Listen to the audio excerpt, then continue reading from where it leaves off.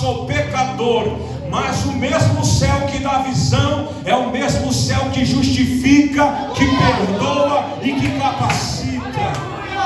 Sinta a graça de Deus aqui nesta noite. O céu permitiu, pastor, que Isaías tivesse visões dele. E quando ele tem visões do céu, ele se sente o maior pecador. Mas o mesmo céu que dá visão é o mesmo céu que perdoa, é o mesmo céu que capacita, é o mesmo céu que envia.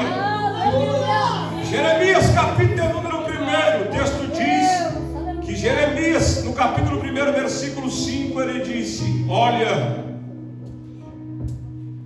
eu não passo de uma criança.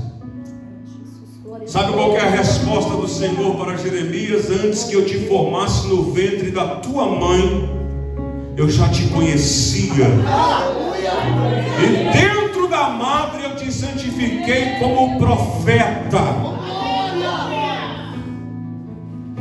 Meu irmão, não é fácil servir a Deus, mas o que nos traz o consolo é Jeremias 1,19. Pelejarão contra ti, diz o Senhor, mas não prevalecerão contra ti, porque eu sou contigo para te livrar. Se você ler o livro do Êxodo, quando Deus se apresentou para Moisés, o texto diz que Moisés disse: eu não sei nem falar, Senhor. Sabe qual que é a resposta de Deus para Moisés? Quem fez a boca do homem, Moisés? Quem fez a boca do homem, Moisés? Meu irmão, com Deus não tem justificativa ou escapatória. Quando Deus ele escolhe, está escolhido, pronto e acabou.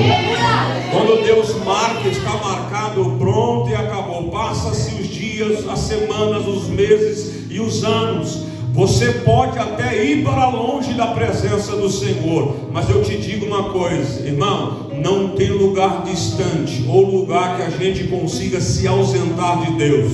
Salmo de número 139: para onde eu me irei do teu espírito? Se eu subir ao céu, aí o Senhor está. Se eu fizer a minha cama no céu, o Senhor ainda está aí. Se eu tomar a asa da alma e me transportar para as profundezas dos mares, até lá o Senhor me contemplará e a tua mão me susterá, Senhor.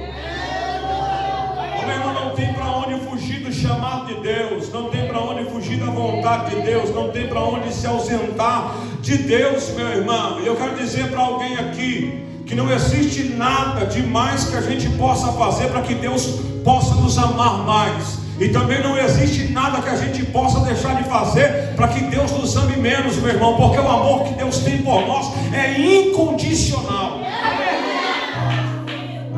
Paulo diz em uma das suas cartas o seguinte: quem é capaz de morrer por alguém que vale alguma coisa? Aí o próprio Paulo diz: possa ser que exista alguém que tenha coragem de dar a sua vida por alguém que vale alguma coisa. Mas qual dentre vós que tem coragem de dar a vida por aqueles que não valem nada? Aí Paulo diz assim: Jesus fez isso, deu a vida por aqueles que não valiam nada. E é por isso que nós estamos aqui, para a glória do Senhor Jesus. Estamos pela graça, justificados por Cristo. Olha o que o Salmo da número 49 diz, irmão: que o homem mais rico, com toda a sua fazenda, ele não é capaz de pagar pela sua própria salvação. Aí ele diz assim, é um preço ou um valor muito alto. Quem é que pode pagar pela sua própria vida? Aí Pedro, na sua primeira epístola, ele diz o seguinte: vocês foram comprados, não foi com prata e nem com ouro, ou com qualquer outra coisa corruptível, mas vocês foram comprados pelo precioso sangue de Jesus.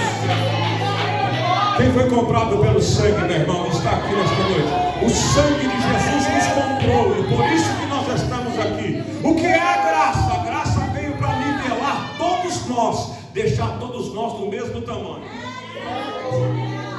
Porque o grande aqui é Ele, o poderoso aqui é Ele, o exaltado aqui é Ele, quem pode é Ele, quem levanta é Ele, quem abate é Ele, quem coloca é Ele, quem tira é Ele. A presença de Deus aqui, você pode adorar o Senhor. Glória a Jesus. Meus irmãos, Se você olhar para a Bíblia Sagrada, o Novo Testamento, Jesus ele não foi nas faculdades teológicas que havia na sua época buscar alunos, buscar aprendizes. No tempo de Jesus, eram os discípulos que escolhiam seus mestres, mas Jesus veio para fazer a diferença. Foi ele que buscou os seus alunos. Enquanto no tempo de Jesus haviam no mínimo 3 faculdades teológicas e 3 rabinos muito famosos que os alunos decidiam em qual queriam servir, Jesus ele vem quebrando todo o protocolo e toda a regra humana. Ao invés dos discípulos procurá-lo, foi ele que procurou os discípulos. Jesus se apresenta no mar da Galileia depois de um dia muito difícil. Meu irmão, o dia mais difícil da tua história é o dia que está mais propício para você ter um encontro com Cristo. O Senhor prova, eu provo. Lucas capítulo número 5. O texto diz que está Simão, o Pedro e André, o seu irmão, e está Tiago e João, que eram irmãos também, em outra embarcação, e eles haviam trabalhado a noite inteira e não apanharam nada. De repente Jesus se apresenta na praia, e o texto diz que Jesus pede o barco de Simão Pedro emprestado, usa como púlpito para pregar para a multidão que estava com vontade de ouvir a palavra dele. Ele ministra para aquela multidão, ele exorta aquela multidão, ele alimenta aquela multidão com a palavra. E no fim da ministração, Jesus desce do barco, vai até Simão Pedro e diz assim: Simão, faze-te amar alto e lançai a sua rede para pescar, diz o texto. Simão olhou para Jesus e disse: Senhor, nós trabalhamos a noite inteira e não apanhamos nada. Mas daqui a pouco o próprio Simão dá continuidade na história desse ano. Mas pela tua palavra nós tornaremos a lançar a rede. O texto diz, o Evangelho segundo escreveu João, capítulo de número 1, versículo de número 41, se não me falha a memória. A palavra diz que de repente Natanael vai até Jesus. Mas por quê? Porque Felipe foi evangelizar Natanael. E quando Natanael se apresenta perante Jesus, o texto diz que o Senhor olhou para Natanael e disse: esse é o israelita original, e nele não há dolo nenhum. Eu te vi debaixo da figueira. Natanael disse assim: eu creio que agora o Senhor é mestre. A resposta de Jesus foi a seguinte: porque eu disse que te vi debaixo da figueira, você disse que eu sou mestre. Eu te digo que coisas maiores do que essa você vai ver daqui adiante. O que é que eu vou ver, Senhor? O céu aberto e os anjos descerem e subirem pela vida do Filho do Homem. Meu irmão, sabe qual que é a minha obrigação e qual que é a tua obrigação? É só evangelizar. Porque a obra salvadora não é nossa. A obra salvadora pertence a Cristo. E o convencer, não sou eu e você que convencemos. A Bíblia diz que o Espírito Santo convence o homem do pecado, do juízo e da justiça. Ou seja, faça que nem Felipe. Quando alguém olhar e dizer: mas naquela igreja pode sair alguma coisa boa, não questione, diga: vem e vê.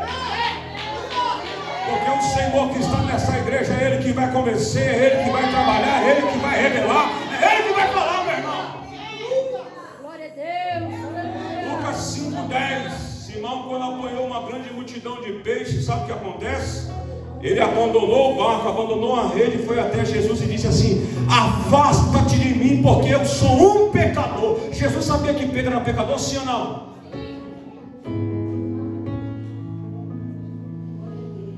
Pedro se achou indigno na chamada, meu irmão.